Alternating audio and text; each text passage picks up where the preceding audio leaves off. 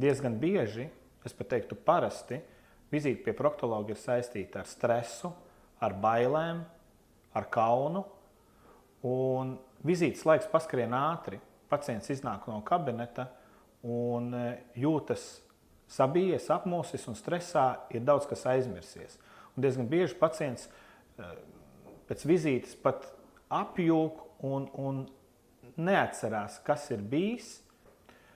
Un diezgan bieži pacientam pēc vizītes pie proktologa, izejot no kabineta, īsti nav skaidrs, kas tad viņam ir jādara un vai šis piedāvājums, šis risinājums ir tas labākais, ideālākais. Dažkārt ir sajūta, ka tas laiks ir bijis pa maz un vizīte paskrējusi ļoti ātri.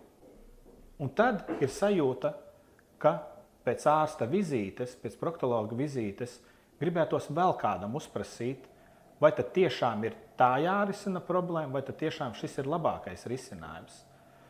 Tad vislabākais ir aiziet pie kāda vēl speciālista, pie cita speciālista un paklausīties, uzdot jautājumus, vai pie viņa problēmas piedāvātais risinājums ir labākais.